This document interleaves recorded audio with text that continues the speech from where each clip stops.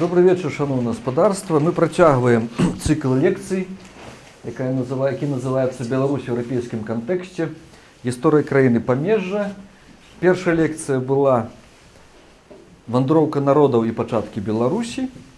Припомню вельмі коротко, тезісно, про што там была гаворка, што пачаткі беларускага этнасу, беларускага народа звязаныя з буйнейшай еўрапейскай з'явай вандроўкай народу, якая адбывалася где-то з 5 по 10 стагоддзя асноўныя падзеі. І наш пачатак этнагенезу быў часткай гэтай вандроўкі народаў. Так як ішлі германцы, ішлі ў Еўропу і запачаткавалі сучасныя дзяржавы французскую, іспанскую, дзяржавы італьянскія, дзяржавы нямецкія, акупіравалі брытанскія выспы, там англы, саксы, юты. Да нас прыйшлі славяне і, змешаўшыся з балтамі, яны стварылі новы этнас, які называецца сёння беларускім народам. І вот так высветлілі даследаванні апошніх гадоў, што па крыві, па антрапалогіі мы больш балты, а па мове мы славяне. Это вот змест першай лекцыі. Другая лекцыя называецца «На скрыжаваннях Европы 10-го, сярэдзіны 13 стагоддзя». Менавіта гэты рубеж, а ўжо наступная трэця лекцыя будзе называцца так літаратурна «Тварам да захаду. Змена цывілізацыйнай арыентацыі». Я пісаў у анонсе да лекцыі, што на нашых водападзелах сутыкаліся две цывілізацыі, візантыйская і рымская, якая мела большее значэнне для Беларусі. Сёння мы выяснім, што в этом перыяд, адразу магу сказаць, ад 10 до сярэдзіны 13 стагоддзя беларускія землі былі пад дамінуючым уплывам цывілізацыі візантыйскай. Чым гэта праяўлялася? Вось я прывёў тут цытату вядомага ангельскага гісторыка, который мае жонку польку і выдатна гаворыць па-польску і шмат піша кніжак з гісторыі польскай і наейшай, і больш раней. Ён напісаў аграмадную кніжку на 2000 сторонак, называецца «Европа». Па-беларуску она не выйшла, выйшла па-польску. Я меў гонар з ім пазнаёміцца.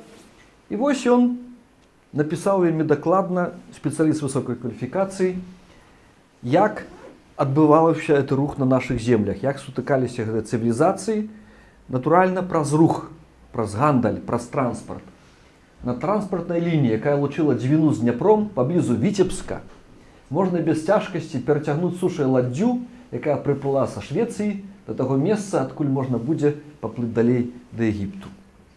Это знакаміты шлях з варагаў грэкі. Я вам зараз пакажу карты гэтага шляху, вядомы з глыбокай старажытнасці, але натуральна ён стаў у пісьмовых крыніцах выступаць ад 9-10 стагоддзя ўжо, калі сярэднявечча пачыналася еўрапейскае.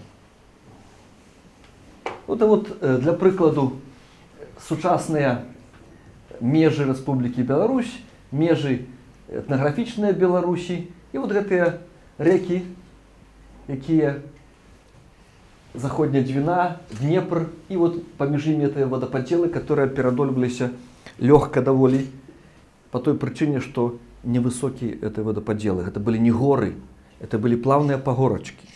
Туды можна было на катках, нават вялікае судна, лёгка перацянуць. І менавіта там узнікалі на водападзелах, которые у нас называліся волакі, узнікалі вёскі і часам буйныя паселішчы, якія займаліся абслугай. Пра гэта яшчэ буду гаварыць.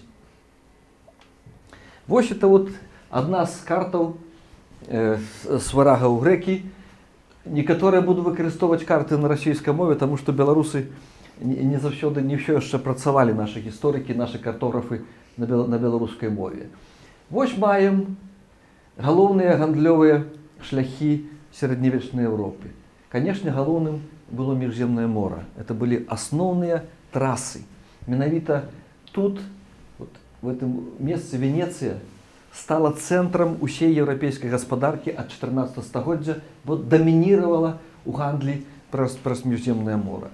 Потым праз Гібралтар пачынаўся шлях уздоўж узбярэжжа Еўропы, праз паўночнае мора, праз Балтыйскае мора. Там, напрыклад, на ўзбярэжжы Германії і Польшы узнікалі вялікія гарады на гэтым гандлі, у прыватнасці Гданьск. Любек, Бремен. Там в 13 стагоддзі ўзнікла магутнае купецкае аб'яднанне тых гарадоў Ганза, якая тут дамініравала на гэтым адрэзку шляху да 16 стагоддзя. Каля 200 гарадоў было ў гэтым саюзе, з цэнтрам у Любеку, мела факторыі і ў Вялікім Новгарадзе, нават Кракаў быў сябрам этой Ганзы, крыжацкія гарады ў Прусіі, вялі войны, перамагалі, зданні вялі войны, таму што хацелі датчане закрыць Змаанзунд, праліў для этой Ганзы. Набралі флот, набралі армію, разгромілі Данію, падпісалі дамову. І далей шлях працягваўся вот эту вот лучнасць. Адзін з варыянтаў, так званы з варага ў грэкі. Варага, значыць, з паўночнай Европы, у грэкі, значыць, да Візантыі. І менавіта мы на этой дарозе находзіліся. Кіеў, ён быў найбліжэй, найбуйнейшы быў горад. Ён найраней стварыў палітычную арганізацыю, Кіеўскую Русь, Кіеўскае княства, якая в нейкі перыяд кантралявала увесь гэты адрэзак усходнеславянскі ад Чорнага мора да Балтыйскага. Потым узнік Полацк. На адгалінаванні узнік Новгарад, таму што па заходняй Двіне тут не паказаны, пазней пакажу карту, дзе па заходняй Двіне паказаны яшчэ гэты адрэзак. 3 галоўныя цэнтры: Кіеў, Полацк, Новгарад. Невыпадкова менавіта в гэтых цэнтрах былі пабудаваныя самыя раннія, самыя цікавыя помнікі архітэктуры Сафійскія саборы. І 3 буйных палітычных цэнтра. Вот яшчэ там я просто некалькі варыянтаў этой карты прапанаваў. Вось. Ну вот відаць, вот это вот абазначаны. Таксама вот тут уже адгалінаванне полацкае па заходняй Двіне паказано. Там Паловаці до Новгорода, тут такое этой дороги. А вот яшчэ уже беларуская карта, і тут, бачыце, Віцебск пазначаны. Таксама дзіўна для тых часоў, з вельмі рэдкай заселенасцю, што побач на адлегласці 100 кіламетраў развіліся 2 такіх буйных цэнтра горада в 11-12 стагоддзі, Віцебск і Полацк. Но это стане зразумела, калі мы паглядзім Віцебск каля скрыжавання тых 2 паўночных адрэзкаў і вот гэтага. То есть на скрыжаванні 3 дарог блізка Віцебск гэты ўзнік. І гэта вот менавіта такое размяшчэнне, па-першае, гарантавала першынство у засваенні вот всіх гэтых цывілізацыйных дасягненняў, которые прыходзілі з поўдня і з поўначы. А па-другое, менавіта на гэтым шляху узнікалі першыя цэнтры беларускай дзяржаўнасці. У тым ліку Тураў, это была дарога праз Прыпяць, которая вела далей праз Польшу, заходнюю Еўропу. Таксама гэта развівалася менавіта там. Бо всюды было жыццё замкнутае, лакальнае. Сярэднявечча гэта эпоха замкнутых вясковых супольнасцяў, якія былі ў значнай ступені самадастатковыя.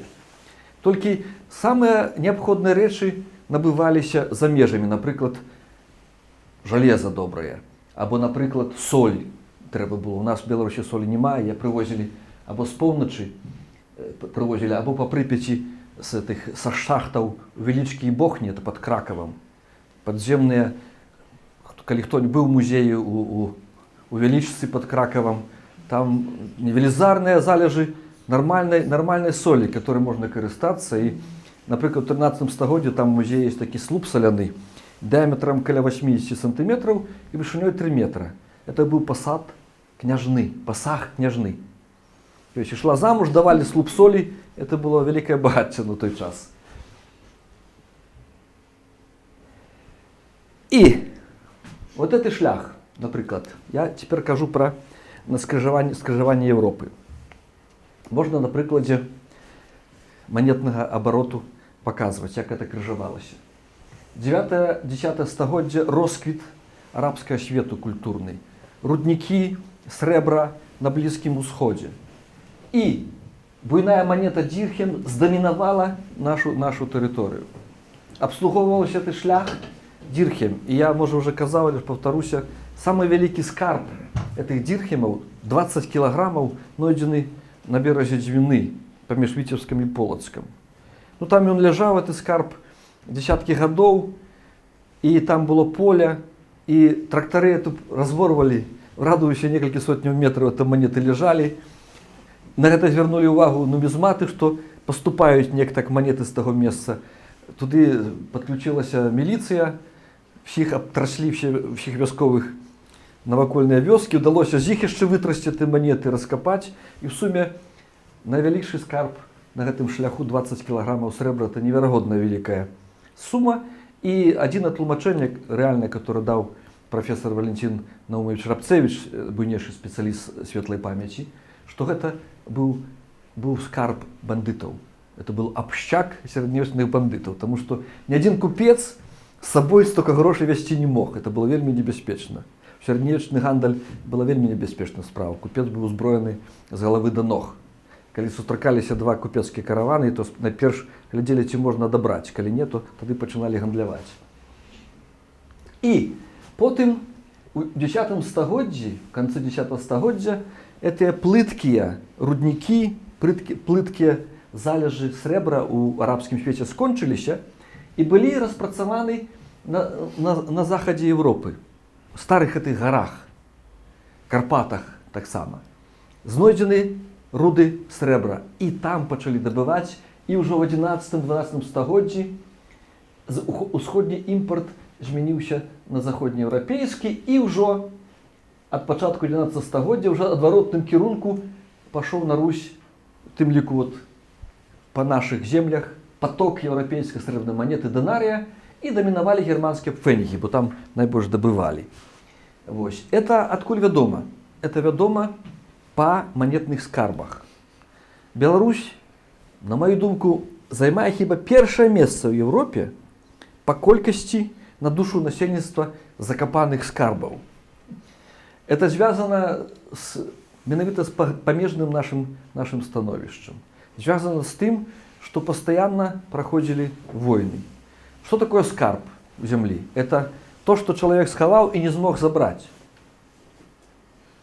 Колькі было схавана і забрана, а гэта толькі тое, што чалавек па нейкіх прычынах не мог забраць. Іх так шмат, напрыклад, я ў час раскопак у пасёлку Мір нават нашоў у часе раскопак два манетных скарба.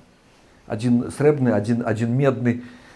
А это вялікая рэдкасць для археолага. Звычайна скарбы находзяць выпадкова. Гаварыў я мінулы раз пра гэты бурштыновы шлях, пра дынарыі рымскія, которые знойдзеныя былі у Картуз-Берозскай. То есть у нас тады практычна сваёй манетай была вельмі буйное намінала кіеўская залатая манета, яна не выкарыстоўвалася для гандлёвых аперацый. Для гандлёвых аперацый в асноўным патрэбна была дробная манета. Або з сярэдняй вартасці манета. А буйная манета для выплаты выплаты жаўнерам за працу, для абмену паміж дзяржавамі, некія выкупы за землі у пасах, таксама для прэстыжу, каб быў профіль уладара, біліся гэтыя манеты. І где-то да сярэдзіны 11 стагоддзя імпартавалі, прывозіліся гэтыя дынарыі на землі беларускія, потым наступіў безманетны перыяд. Сярэдзіна 11 стагоддзя, прыпамінаю, канец 10 стагоддзя скончылася вандроўка народаў. Еўропа успакоілася. Перасталі адзін на яго націскаць, пераходзіць, ваяваць, успакоіліся, пачалі пладзіцца, пачалі землю араць, рэзкі ўзрост колькасці насельніцтва, колькасць насельніцтва ўзрасла гаспадарка, ім патрэбна была самім эта манета для абслугі сваёй гаспадаркі. Яны перасталі проста нам імпартаваць. І дабывалі нейкім чынам, хадзілі сліткі, іх называлі грыўнамі яшчэ. І в тым ліку сярод грыўнаў кіеўская, напрыклад, ёсць грыўна, чарнігаўская, называецца літоўская, которая хадзіла па беларускіх землях. Бо Літва ўжо выступала у 12-13 стагоддзі як мешаная тэрыторыя балтаў і славянаў. Але яны в асноўным знаходзяцца менавіта на землях Беларусі, уздоўж заходняй дзвіны Днепра, так званы літоўскія, вагой 100-110 грамаў. І гэта быў вельмі вялікі намінал, 100 грамаў срэбра. Ён выкарыстоўваўся толькі для буйных гандлёвых аперацый, а людзі між сабой выкарыстоўваліся, это называўся безманетны перыяд. Людзі в абмене паміж сабой або таварны абмен, як это бывае заўсёды часы вялікага гаспадарчага крызіса, альбо выкарыстоўвалі шкуркі звяроў.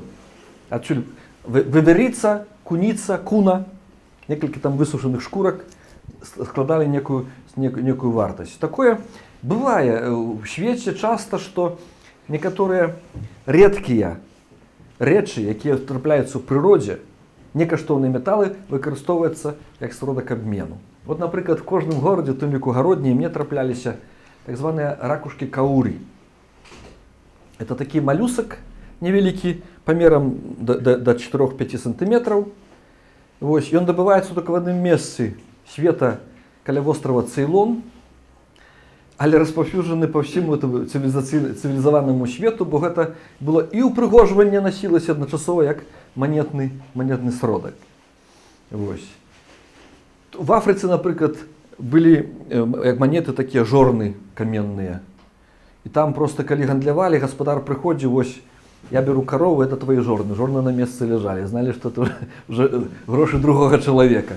Самые разные способы, потому что это был сродак обмены. Это эквивалент некого товару. И я уже казал, от початку 14 стагоддзя, 1300 годзе, почали бить укутныя гуры под Прагой. Так само цікавая шахта, это самый цікавый музей. Мне довелось там бывать. Почали бить новую буйную монету, пражскі грош, якая здамінавала рынок Великага княства Літоўскага, і Беларусь, і Літву, і Украіну, і нават вошла ў мову. Грошы. Это менавіта ад грошіс прагенсіс. Ад этого пражскага гроша. І украінскай мове, і беларускай мове. У польскай мове пенензы, пенящ, ад еўрапейскай манеты. Там трошки іншая сістэма была зварота. У расійскай мове деньги, ад татарскай манеты деньга. Адразу відаць, хто іх там меў галоўныя ўплывы у Расіі. А ў нас пражскі грош, Европа. Про гэта мы яшчэ будем гаварыць. Это вот так для прыкладу полацкая земля. Размешчаная эта карта такая не вельмі дакладная, тому што не захаваліся полацкія летапісы. Это з кніжкі Леоніда Васильевича Алексеева, аднаго з найбольш дасканалых і буйных даследчыкаў полацкай зямлі. А тут карта пазней будзе вот про першыя дзяржавы раскажу і покажу іх карты. Вот на этой дарозе, паўтаруся, шляху з варага ў грэкі узнікла першая беларуская дзяржава полацкае княства, а на дарозе праз Прыпяць, далей там да Буга, таксама пераходы былі у Польшу і заходнюю Еўропу, да берага Балтыкі, узнікла туровская дзяржава. І в канцы 10 стагоддзя полацкае княства вызвалілася ад палітычнай залежнасці Кіева. В 970 годзе там Владзімір взяў штурмам Полацак, згвалціў там Рагнеду, взяў сілай за жонку, ведаем всю эту гісторыю, пасля выслаў яе з дзецьмі назад у Полацк, Ізяслаў, сын яго і Рагнеды, заклаў новую дынастыю полацкую, и которая постоянно воевала с Киевом. То есть фактично Полацк был в залежности от Киева лiterально пару десятигоддзяў. А затое туровская земля...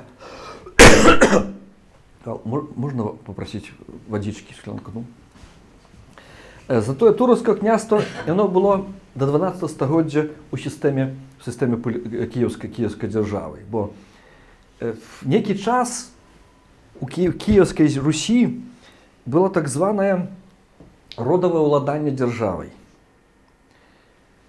Володал не один князь этими всеми княствами особными, которые выходили в Киевскую Русь, а весь род. И великий князь сидел у Киеве. Была строгая иерархия. Наступный по старшинству князь сидел у Турове.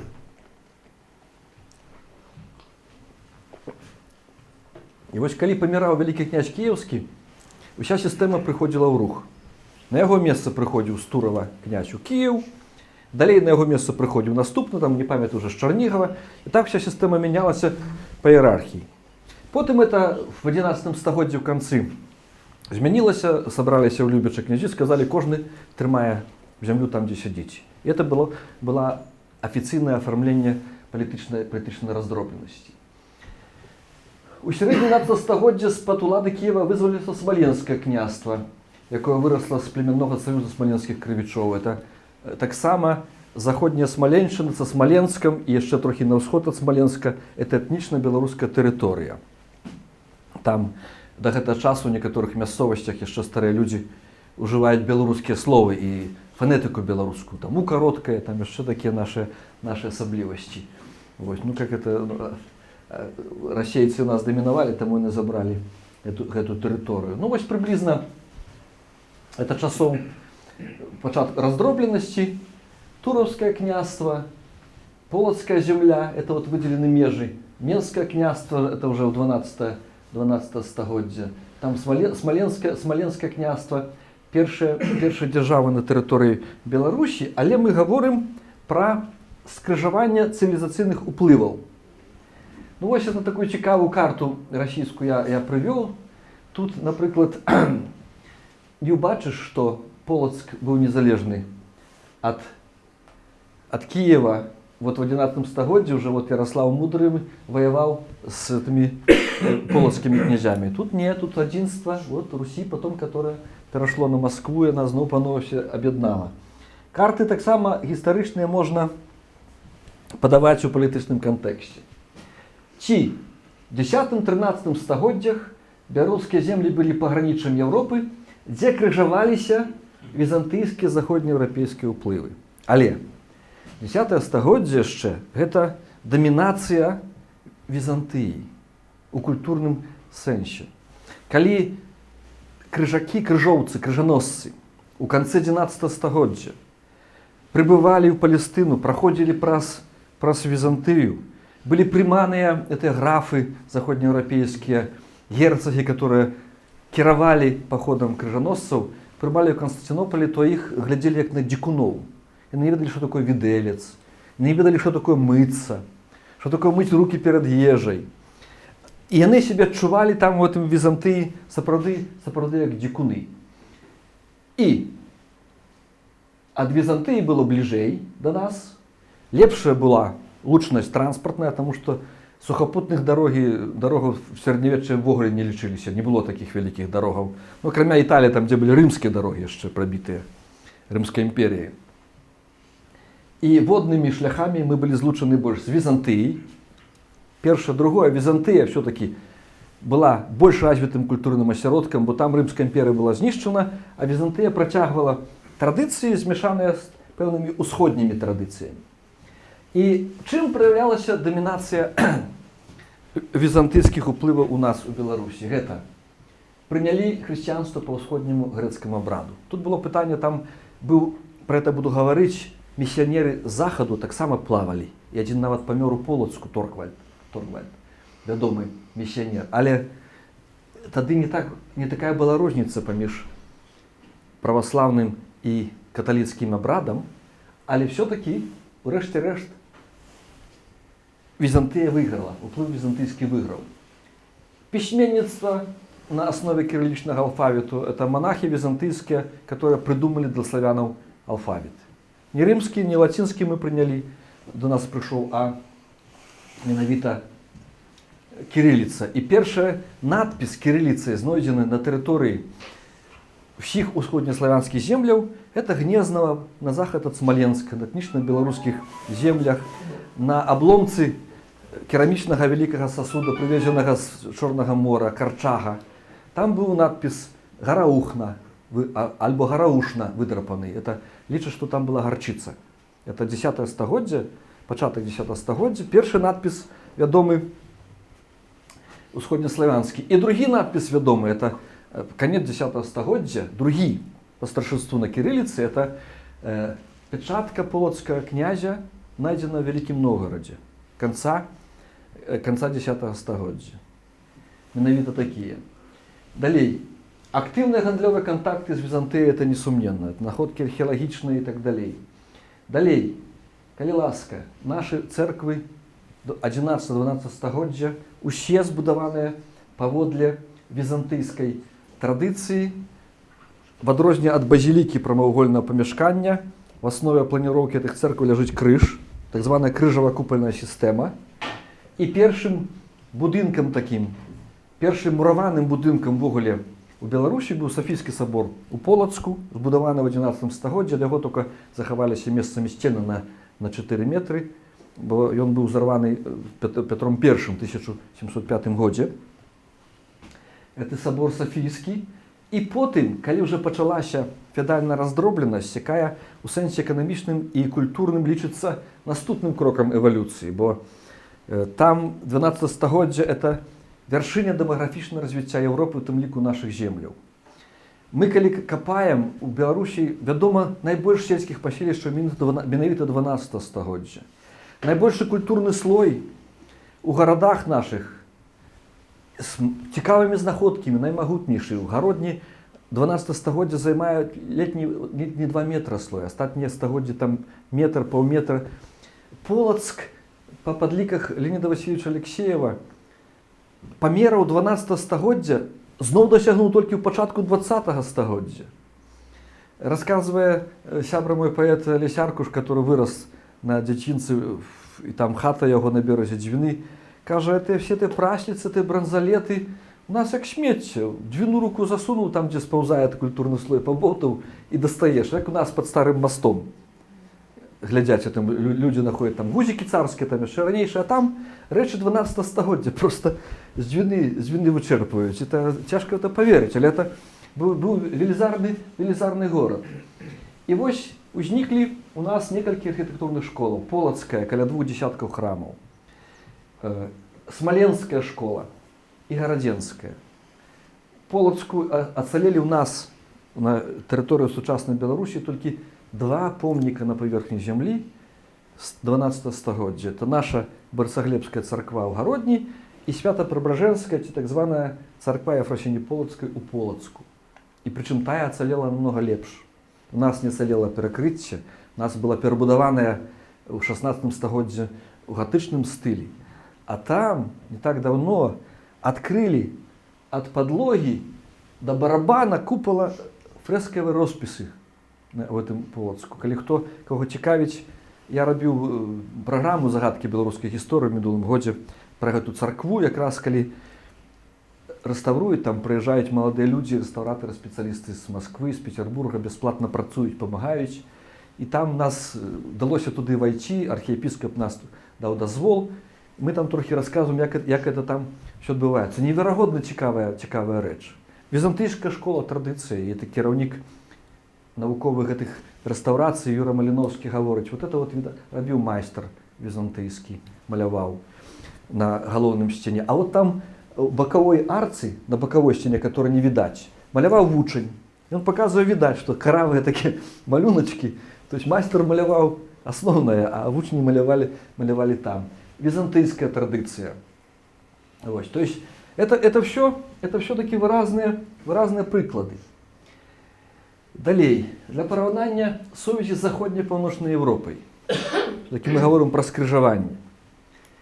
Вось. Напрыклад, Рагвалод, в летапісе написано, прыйшоў за мора. Рагвалод такі прыйшоў за мора. Падобна, што у Полацку сидзеў варажскі князь. Тыя ж місіянеры вандравалі. Той Торквальд, который памёр у Полацку, і в САЗе это написано, там я маю цытату про гэта, але уже не буду про это казаць. Напрыклад, кодекс Гертруды быў написаны в Ірландии, где-то там у 10 стагоддзі, потым эта княжна выйшла замуж у Польшу, привезла кодекс Гертруды на латыні, потым іх дачка выйшла замуж за тураўскага князя, привезла у Тураў, там дадаліся мініяцюры в тэхніцы чамусьці заходнееўрапейскай у Тураве. Потым уже зноў унучка уже выйшла за межку польскага, поехала в Польшу з гэтым кодексам, рэшце-рэшт он асеў у Італіі. Там город, адным італьянскім горадзе ў музеі находится. Потым знакаміты Радзівілаўскі летапіс. В раскопках находятся такія зашпількі ад кніжак. Кніжкі былі рукапісныя, яны такімі скуранымі пасками стягивались, потому что пергамент он мог коробиться. Эти прашки, которыми зашпиливались, они оцелели в культурном слое, найдены в Оковыску, Новоградку, Городни. Мора писала найдено. То есть там писали на таких дошечках с воском. І от этой пісали знайдені в доволі великій кількості. Далей, шахматы. Вот вельмі цікавая рэч. Асаблівасць беларускіх шахмат, аналіз маскоўскага спецыяліста Лінднера, што яны рабіліся па заходнееўрапейскіх узорах. То есть шахматы до нас прыйшлі не з усходу, не з Індыі, а з заходняй Еўропы.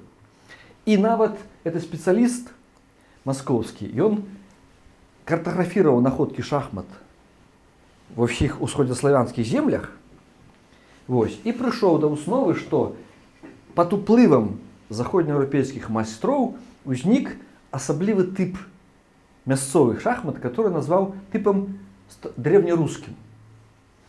А калі я не дагадаўся ўзяць эту кніжачку, вельмі дрэнна захавана, яна даўняя распаўзаецца, калі паглядзець на эту карту, дзе найдзены эти шахматы, 90% найдзены ў беларускіх гарадах. Пара найдзена у Новгарадзе. Тых мясцовасцях, которые были связаны с Европой. В Москве, Владимире, в Рязани, там раскопок намного больше по площади проводилось, чем у нас. Шахмат не найдено. А у нас вот концентрация Волковыск, Новоградок, Туров, Полоцк, Городня. И, натурально, я в своей книжке пишу, что можно докладно назвать не старожитно-русский тип, а старожитно-белорусский. І хто паспорыць, вот калі ласка карта, которую зрабіў маскоўскі даследчык. І шахматы былі забароненыя царквой, так як і шашкі, як і косці. Гульня ў шахматы прыраўнівалася ў сярэднявеччы да гульні ў косці. Але все роўна она распаўсюдзіла, як сённяшнія карты. Што б там на іх не гаварылі, все роўна людзі в іх іграюць. Так вось у нас вот па высновах маскоўскага даследчыка былі заходнееўрапейскія узоры. Самабытнасць. Мы говорили про ўплывы, а што у нас атрымалася самабытнае? Па-першае, што працэс балтаславянскіх кантактаў – это наша лакальная з'ява, і з гэтага мы ўзніклі. Далей, хрысціянства у нас вельмі моцна павязана з язычніцтвам. Ну, про это все казалі, і да гэтага часу некаторыя паганскія звычаі захоўваюцца. І нават есть такая версія, што вот эта вясёлкавасць наших церкваў гарадзенскіх дэкор, это звязана з язычніцтвам. І вядома, што сюды прыйшло хрысціянства пазней, чым у Полацк, у Тураў. Археолагі пачалі знаходзіць рэчы хрысціянскага культа толькі з другой паловы канца 11 стагоддзя. А гарады заснаваны ў канцы 10 стагоддзя. Бо ж па сотні гадоў тут не было хрысціянства, былі язычнікі. Потым эвалюцыйна все-таки хрысціянства распаўсюджвалася. Далей. Ну вот то, что я казаў. Міжнародныя гандлёвыя кантакты пракладалі дарогу культурніцкім уплывам. А вот тут на канцы два найважнейшыя фактары, спрыяўшыя беларускай адметнасці. Это сужыццё з мясцовымі балтамі, крыжаванне цывілізацыйных уплываў усходу і захаду. Ведаеце, трэба памятаць, што гэтыя ўплывы яны датычылі галоўным чынам элітарнай часткі грамадства, элітарнай культуры. Тыя ж самыя кніжкі мелі далёка не ўсе. Тыя ж самыя гарады складалі толькі нязначны працэнт насельніцтва, бо в Заходняй Еўропе там буйнейшыя гарады мелі па 50 тысяч жыхароў у 12 стагоддзі. Наш буйнейшы горад Полацк меў каля 10 тысяч. А Городня іншыя там где-то 3-5 тысяч у 12 стагоддзі. Это істотная розніца. Але з другого боку, царква, которая, напрыклад, в буйнейшай вёсцы стаяла, была для всіх доступная. Там туда прыходзілі паступова прыходзілі ўсе. Это відаць, як яно распаўсюджвалася на абрадзе пахавальным нашым славянскім. Напрыклад, была ўласціва перад прыходам хрысціянства, перад 10 стагоддзям, так званая крэмацыя, спальванне нябожчыка ў кургане ці пад курганам.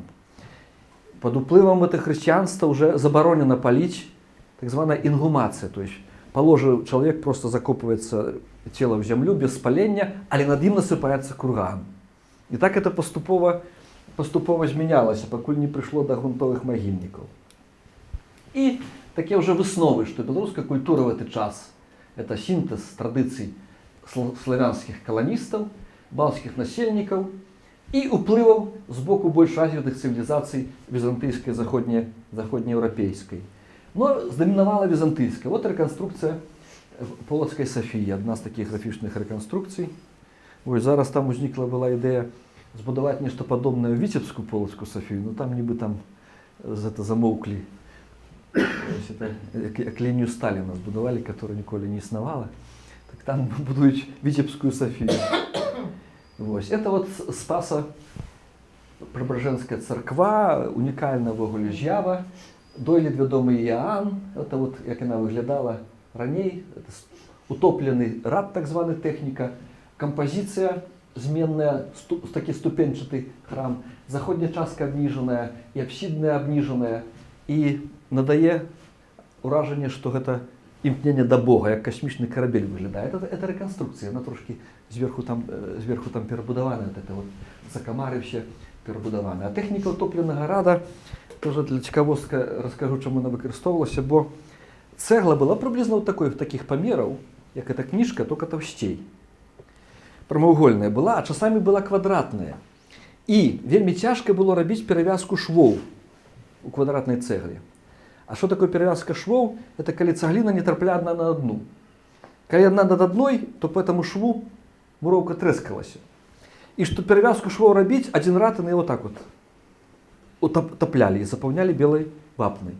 И трималась вот такая чергування полос червоной цеглы и белой вапны. Национальные кольоры білоруського стяга від тих часов. Ось варіант, який на сьогодні виглядає, трошки, бачите, перебудована. Тут апсида обніжена, це система перебудована. А це от смоленська архітектура, представник смоленської школи. Є свої певні особливості. Ось, що я хотів сказати. Хотів вам показати, що починаючи від раннього середньовіччя, ми були на стику цивілізацій. Туди-сюди ходили. Хай не ходили тільки по буйних реках, але впливи були. Там где-то в лісах жили балти, нічого не ведали. Виходили часом купляти цю соль, там селядці чешуть метал. Где-то жили білоруси, не ведали, але поступово це все розповсюджувалося. Найперш про місіонерську діяльність християнську. І я думаю, вас переконав, що не тільки візантийські тут впливи були, але були впливи заходні. Але, саме головна виснова, в цей період у нас домінували впливи візантийські, що видать хоча б на обличчі наших храмів 12 століття. Дякую. Питання. Олесь, скажи такую вещь. Вот в 10-м, начале 19 века, когда славяне появились на Гроничине, точнее на Мёртвой земле, как они прошли Волыни через Туровское, уже тогда существующее княжество, когда там жили древичи.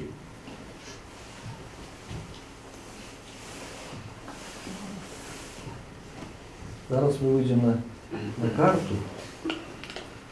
И почему это произошло, я думаю, без конфликта. Ну, так вот, бачиш вот Туровское княжество, Да. а бачиш вот Волынь.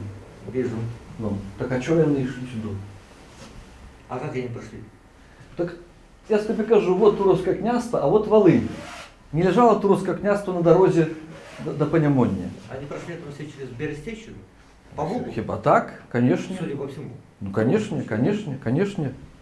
Конечно, там по-перше, Городню заснували найверагодніші дриговичі з уділом волинянам.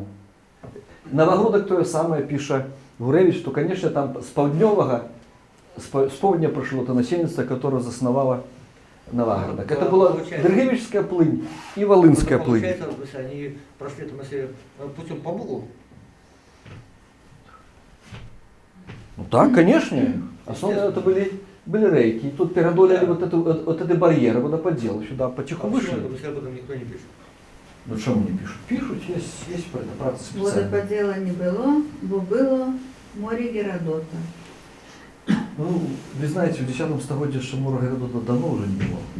Было, оно до 16 века. Ну это болото же с вами. Ну, не совсем болото, посмотрите, сейчас выложены в интернете карты. И очень много карт, и везде это отмечено. И, кстати, вот сейчас проходит выставка замков. И там карта показана. И на этой карте прекрасно видно это море Геродота. Ну, наприклад, в 13 стагоддзі паміж Пінском і Слонімом називається возера З'ята, там, де галицько-волынское войско сустрелось с войском литовским дозором. А по документам 16 стагоддзя это болото З'ята уже. Ну, оно болото, но тем не менее, там сохранились картинки, где плавают корабли. Ви знаєте, в інтернеті зараз много чого викладається. Нет, это І, подлинные карты. пробачте, мені вельми глибоке сумніння, що тут в 15 стагоддзі тут плавали кораблі. Плавали. Світлана Олексіївна, ну, я би хотів ще как бы трошки удокладнили стосовно Торвальда Вандроўніка і його лёса. Я чув, що годов 10 назад полоцкие археологи шукали гэтую царкву Яна Прадцеча, про яку згадується у сагах, де він був похований у 10 стагоддзі. Так ось, на якому етапі, ці вам відомо, може бути, нешта нове вже відкрили за апошні час? Ведаеце, это вельмі складана рэч знайти пахаванне 10 стагоддзя, а вось цытата з сагі скандынаўскай, што Торвальд памёр у Руссі непадалёк ад Палтэскі. Там ён пахаваны ў адной гары ля царквы Іанна Хрысціцеля і завуць на яго святым.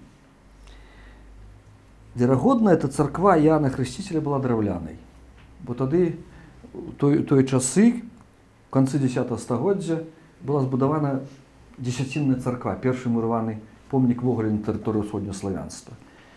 Верагодна, эта царква была драўляная, і яна не захавалася. Дзе это была гара?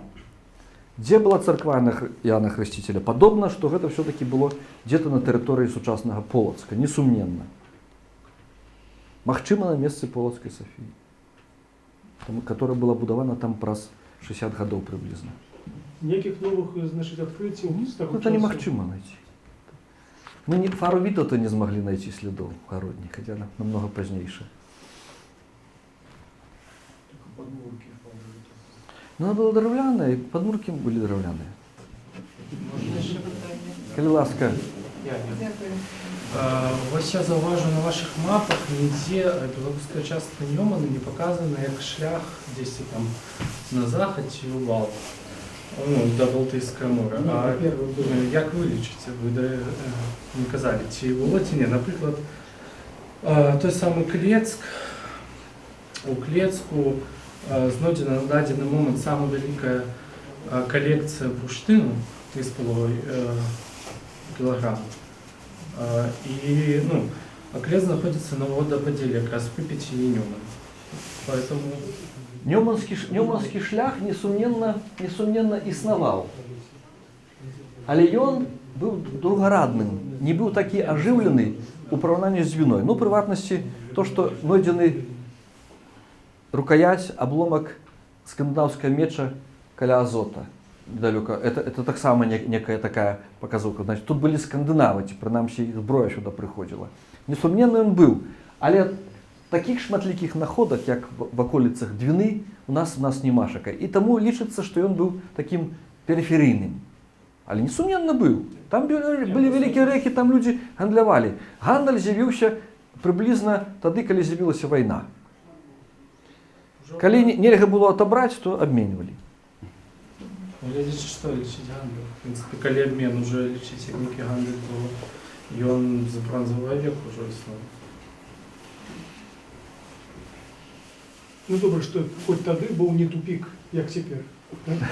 Чому тупик? У нас транспортний тупик, там чугунки нема, аеродром практично працює тільки в Городні? як чартерний.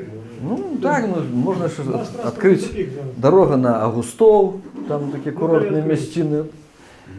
При царській Росії було 7 чыгуначных злучэнняў праз мяжу з Польшай.